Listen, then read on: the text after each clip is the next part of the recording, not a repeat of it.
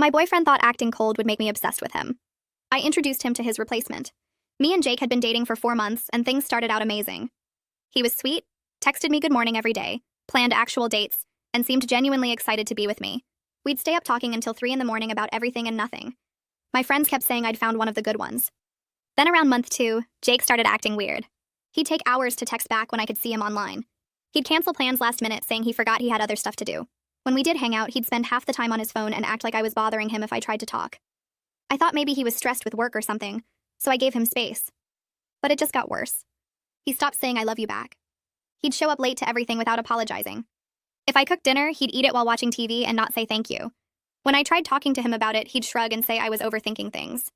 My roommate Becca said I should dump him, but I kept making excuses because I remembered how good things used to be.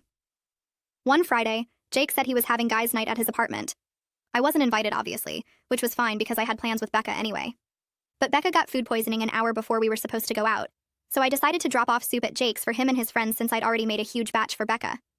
I figured it was a nice girlfriend thing to do. I got to Jake's apartment and was about to knock when I heard my name through the door. Jake was talking loud enough that I could hear everything. He was telling his friends how he had me completely wrapped around his finger because he'd started treating me like crap. He actually said those words. His friend asked why he would do that, and Jake said he read online that girls want what they can't have. The less attention he gave me, the more desperate I'd get to win him over. He said I'd been cooking him meals and buying him stuff ever since he started ignoring me. His friends were laughing, and one of them said I must be really dumb to fall for it.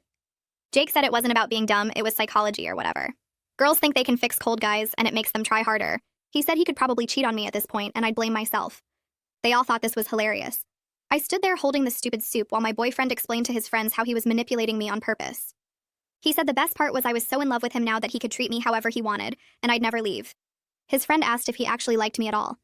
Jake said I was cool enough, but the power trip was honestly better than the relationship. I left without knocking. Drove home, put the soup in the fridge, and called Becca to tell her everything. She was pissed even through her nausea. That's when we came up with a plan. I didn't break up with Jake. Instead, I became the girlfriend he pretended to want. I stopped texting him first. When he finally texted me, I waited twice as long as he did to respond. Sometimes I just left him on red.